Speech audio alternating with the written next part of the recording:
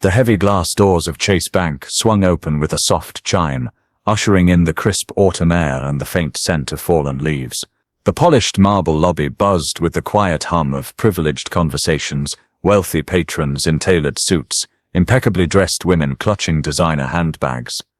Bank employees moving with practiced efficiency behind gleaming counters. Into this world of affluence and order stepped a figure so out of place that the very air seemed to stiffen around him. Elijah Kirby was an old black man, his dark skin deeply lined from decades of hardship, his silvered hair a wild tangle beneath a battered newsboy cap. His clothes, a patched brown coat, frayed trousers, and scuffed shoes, spoke of poverty and years of struggle. The moment he crossed the threshold, the atmosphere shifted.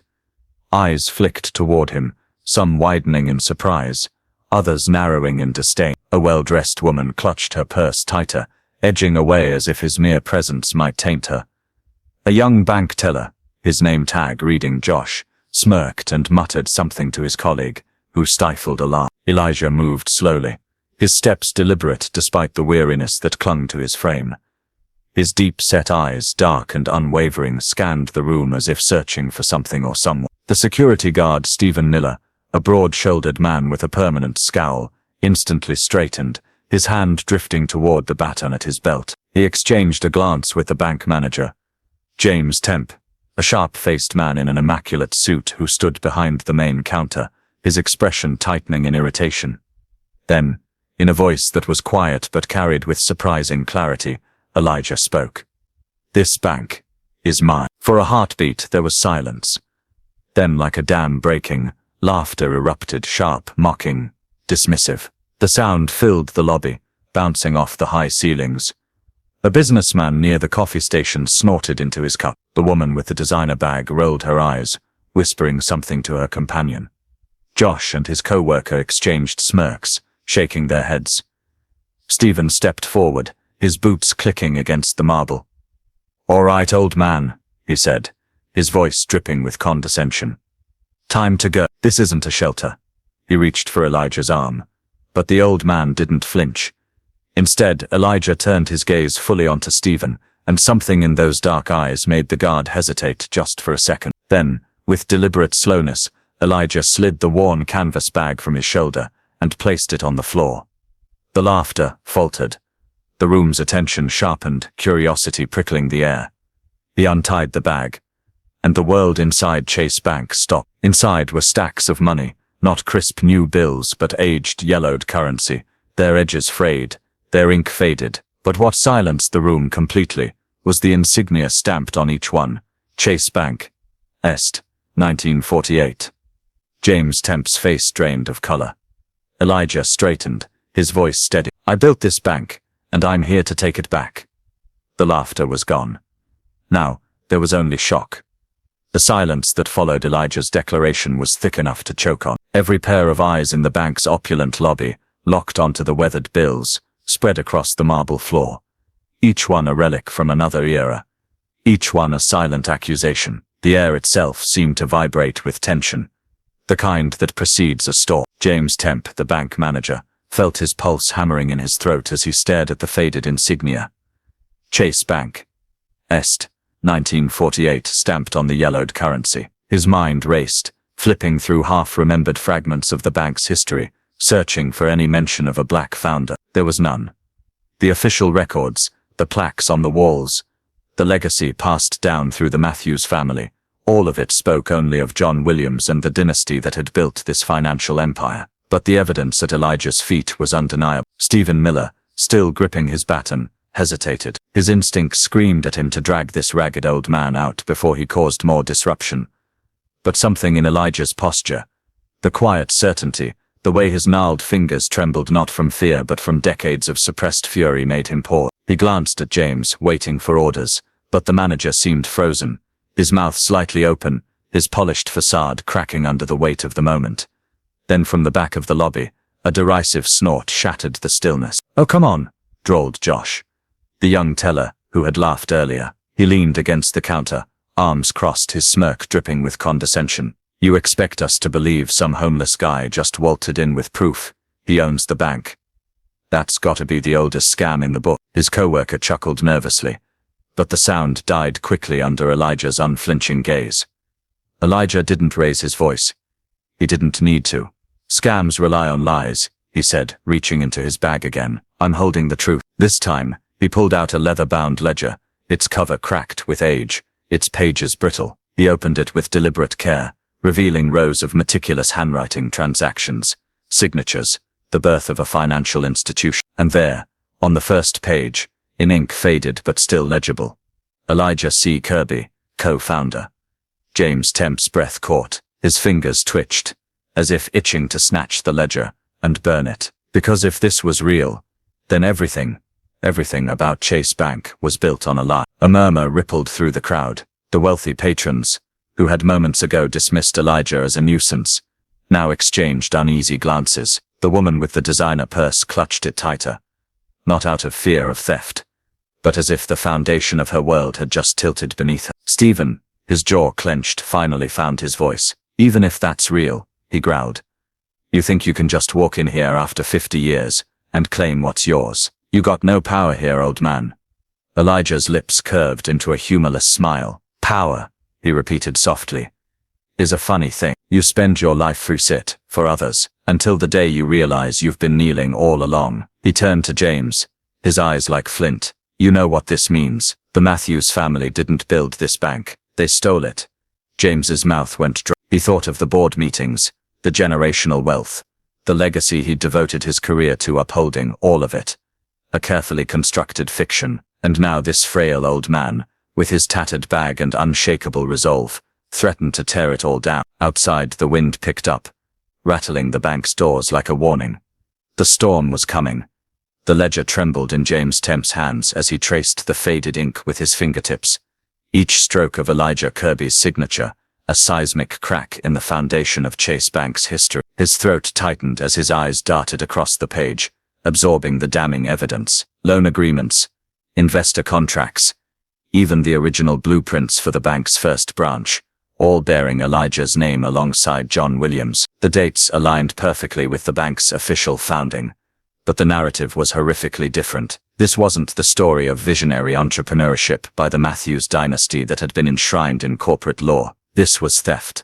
Systemic, deliberate, erasure. A bead of sweat slid down James's temple as conflicting instincts warred within him. His career, his reputation, his very livelihood, were tied to the Matthews family's version of history, but the proof in his hands was irrefutable. He looked up at Elijah, really looked at him for the first time, not as a nuisance to be removed, but as a man who had been wronged on a scale that defied comprehension. The old man's eyes held no plea for sympathy, only the quiet certainty of someone who had waited decades for this reckoning. Across the lobby, Stephen Miller shifted uneasily, his hand still hovering near his weapon but his certainty wavering. The dismissive smirks had vanished from the tellers' faces. Josh, the loudest skeptic moments ago, now stared at the ledger with dawning horror, his fingers gripping the edge of the counter like he needed anchor. The wealthy patrons, those pillars of Rockview society who had laughed at Elijah's declaration, stood frozen in various states of shock and discomfort. The woman with the designer purse had gone pale, her manicured nails digging into the leather, as if it could shield her from the collapsing narrative. Then came the sound that shattered the fragile silence.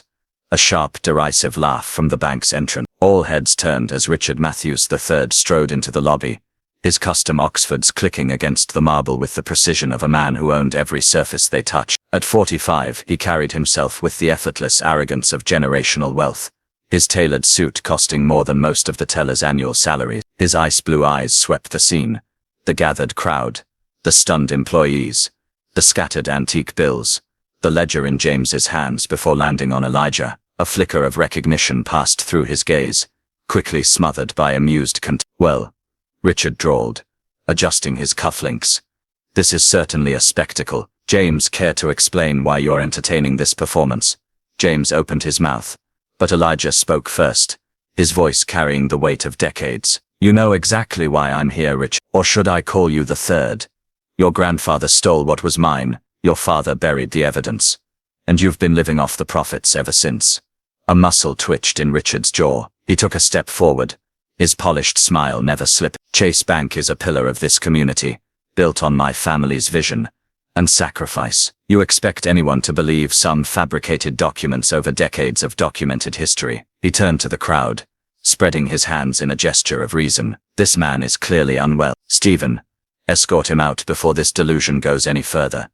Stephen hesitated, glancing between Richard's command and James's silent turmoil. The ledger's weight in James's hands felt like a ticking bomb. He knew what siding with Elijah would cost him, knew the power the Matthews family wielded in Rockview, the lawsuits, the ruined careers, the whispers that could erase a man's future with a single phone call. But then he looked at Elijah again, at the quiet dignity in his posture, the unbroken resolve in his eyes despite the years of injustice. And James realized, with a jolt, that this wasn't just about the past. It was about who he chose to be in this moment. Miss Matthews, James said slowly, his voice gaining strength. These documents appear authentic. The signatures, the dates, they match our earliest records. I think we need to hear Mr. Kirby out. The lobby erupted. Richard's mask slipped for one terrifying second, his face twisting into something venomous before he regained control. The patrons gasped. Josh's mouth hung open. Even Stephen took an involuntary step back, as if the ground beneath them had shifted. Elijah didn't smile, didn't glow. He simply reached into his bag one final time and withdrew a single folded photograph, yellowed at the edges, but unmistakable. A younger Elijah, standing beside John Williams in front of the newly constructed Chase Bank, their hands clasped in partnership. The date scrawled on the back, June 12, 1948. The truth doesn't disappear, Elijah said softly, just because you hide it. Richard's hands clenched into fists. The battle lines were drawn, and in that charged silence, every person in the lobby understood, nothing would ever be the same. The photograph in Elijah's hand became a detonation, a single image rupturing 50 years of carefully constructed lies. Richard Matthews III stared at it, his polished veneer cracking like thin ice, under the weight of irrefutable proof. For the first time in his life, the heir to the Matthews fortune found himself speechless, his mind scrambling for damage control even as the foundations of his family's legacy crumbled before him. The air in the bank lobby grew thick with tension, every breath drawn like a blade being unsheathed. James Temp felt the ledger in his hands grow heavier, its pages whispering of conspiracies and betrayals. He had spent 20 years upholding the Matthews version of history, attending their galas, defending their policies, turning a blind eye to the quiet injustices that kept their empire intact. Now, standing before Elijah Kirby, he realized he had been complicit in the erasure of a man's life's work. His throat tightened as he glanced at Richard, whose face had darkened with barely contained fury. This changes nothing, Richard hissed, his voice low enough that only James and Elijah could hear, but sharp enough to cut through the stunned silence. You think a few old papers and a photograph undo decades of progress? My family made this town. We are Chase Bank. Elijah didn't flinch. No, he said, his voice steady. You stole Chase Bank, and I'm here to take it back. The patrons and employees watched, transfixed, as a confrontation unfolded. The woman with the designer purse had stopped pretending to ignore the scene. She was now fully engrossed, her earlier disdain replaced by morbid fascination. Josh, the skeptical teller, had gone pale, his fingers gripping the counter as if he were afraid the floor might give way beneath him. Stephen Miller stood frozen, his usual aggression muted by the gravity of the moment, his loyalty to the bank warring with the undeniable truth, laid bare before him. Then from the back of the lobby, a voice broke through the tension. Mr. Kirby. All eyes turned toward Emily Carter, the youngest teller, a quiet woman in her mid-20s, who had always been more comfortable with numbers than confrontation. She stepped forward, her hands trembling slightly, but her voice surprisingly steady. I think I've seen your name before. The room seemed to hold its breath. James frowned. What do you mean, Emily? She swallowed hard, then pointed toward the bank's archives room, a small, rarely accessed space, where old records were stored. A few months ago, I was organizing some of the oldest files. There was a box, marked Williams Kirby Partnerships, 1940s. I didn't think much of it at the time, but... She trailed off, her gaze flickering to Elijah. Your signature was on everything. Richard's face twisted. Enough, he snapped, his voice cracking like a whip. This is absurd. James, call the police. Have this man removed for trespassing and fraud. But James didn't move. For the first time in his career, he hesitated to obey a Matthews. The ledger, the photograph, Emily's revelation. It was all too much to dismiss. He looked at Elijah, then at Richard, and in that moment, he made a choice. No, James said quietly. The word hung in the air like a gunshot. Richard's eyes widened in disbelief. What did you just say? James straightened, his voice firmer now. I said no. Not until we verify these documents. Not until we know. A murmur rippled through the crowd. Stephen Miller exhaled sharply, his grip on his baton loosening. Josh looked like he might faint. Richard's face darkened, his aristocratic composure slipping into something far more dangerous. You're making a mistake, James, he said, his voice dripping with venom. A career-ending one. Elijah watched the exchange, his expression unreadable. Then without a word, he bent down and picked up one of the aged bills from the floor. He held it up. The Chase Bank insignia clear even after all these years. The truth doesn't care about threats, he said. It just is. The lobby fell into silence once more, but this time it was different. The balance of power had shifted. The Matthews family's grip on the narrative was slipping, and as the patrons and employees exchanged uneasy glances, a single, unspoken realization passed between them. This was only the beginning. The air in Chase Bank's lobby crackled with the electricity of a storm about to break. Richard Matthews III stood rigid, his polished facade crumbling under the weight of Elijah's evidence. The photograph, the ledger, Emily Carter's testimony, they formed an unassailable truth that no amount of wealth or influence could silence. For the first time in Rockview's history, the Matthews name trembled. James Temp felt the weight of the moment pressing down on him. 20 years of loyalty to the bank, to the family that had shaped his career, warred against the undeniable reality in his hand. He glanced at Elijah, the quiet strength in the old man's posture, the decades of injustice etched into his face, and something inside him shifted. We need to review the archives, James announced, his voice carrying through the stunned silence. Emily, bring up everything from the Williams Kirby box. Now. Richard's hand shot out, gripping James's arm with bruising force. You're throwing away everything, he hissed, his breath hot with fury. For what? Some senile old. That's enough. The voice came from the crowd. A middle-aged man in a worn leather jacket stepped forward. David Mercer, Rockview's most respected investigative journalist. His camera hung around his neck, its lens already focused on the unfolding drama. I think the public deserves to hear Miss Kirby's story, he said, his sharp eyes missing nothing. Richard's grip on James loosened as he took in the growing crowd, the phones recording, the whispers spreading like wildfire. His face paled as he realized this was no longer containable. The truth was escaping, and with it, his family's legacy. Elijah moved toward the archives room, his steps slow but unshakable. The crowd parted before him, no longer laughing, no longer dismissive, but watching with something akin to reverence. As he passed Richard, he paused. Your grandfather stole my bank, he said softly, but he could never steal my dignity. Then with Emily leading the way, Elijah Kirby walked into the heart of Chase Bank toward the records that would prove, once and for all, who truly built it. And Richard Matthews III could only watch as his empire began to burn. The archive room of Chase Bank smelled of dust and forgotten history, the air thick with the weight of decades-old secrets pressed between yellowing pages. Elijah Kirby stood motionless in the doorway, his calloused fingers brushing against the doorframe as if touching the past itself. The fluorescent lights flickered overhead, casting long shadows across shelves crammed with leather-bound ledgers and cardboard boxes, marked with dates, stretching back to the bank's inception. Emily Carter moved ahead of him, her hands trembling slightly, as she navigated the narrow aisles, her earlier courage now tempered by the gravity of what they were about to uncover. It should be here, she murmured, scanning the labels with feverish intensity. I remember seeing it when I first started, just a plain brown box, no different from the others.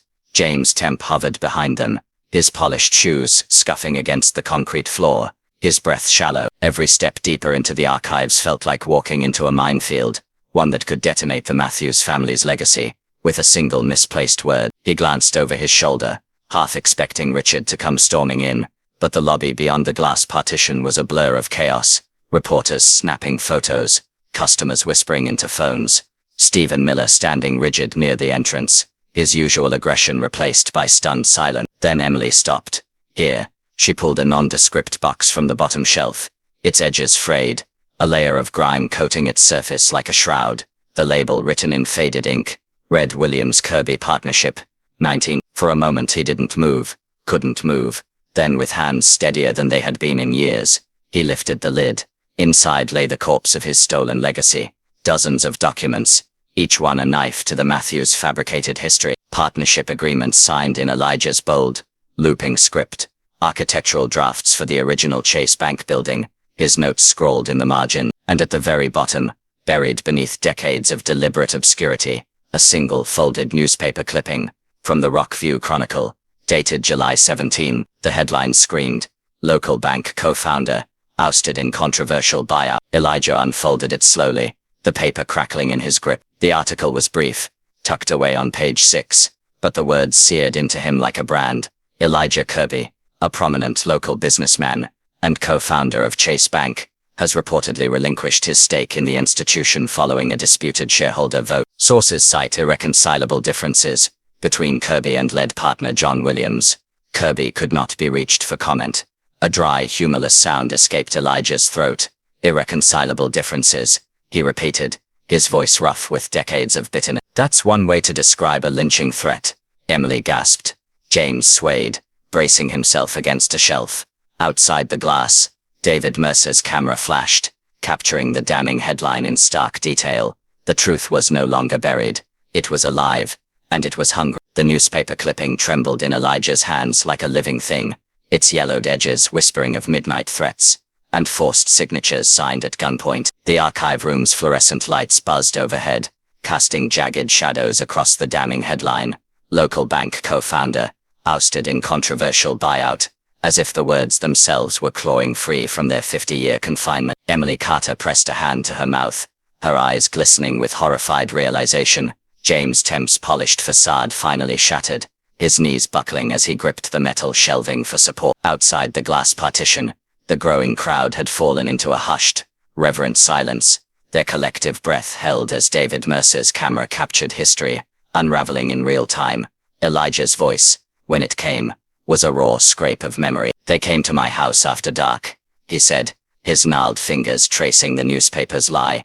"John Williams, and 3 men I'd never seen before, said, if I didn't sign their papers, they'd string me up from the oak tree outside City Hall." A muscle twitched in his jaw. "They had the rope with them." "Made sure I saw it." A choked sound escaped Emily. James turned abruptly toward the sink in the corner, dry heaving. The glass door burst open. Richard Matthews stood framed in the doorway, his tailored suit immaculate, his face a mask of icy control, but his eyes betrayed him. They darted wildly from the open archive box to the incriminating newspaper in Elijah's hands to the reporter's flashing camera. For the first time in his life, the heir to the Matthews fortune looked afraid. "This is slander," he spat, lunging for the clipping. Elijah moved fast, with the reflexes of a man who'd spent a lifetime forfiving. He pivoted, tucking the evidence against his chest as Richard stumbled past him. The motion sent a stack of ledgers crashing to the floor, their pages fanning open to reveal more damning records. Bank transfers from John Williams to the Matthews family in 1949, property deeds signed under duress, the systematic erasure of Elijah's name from every official document. David Mercer's camera clicked relentlessly. "Tell me, Richard," Elijah said softly, "does the Matthews family still keep their lynching ropes in the attic? Or did you move them to the safety deposit boxes?" A collective gasp rippled through the onlookers. Richard's face purple. "You filthy." Enough. The word cut through the room like a blade. James Temp stood upright, his vomit-streaked chin trembling, but his voice steady for the first time in 20 years. "It's over, Richard. We're releasing everything." Silence.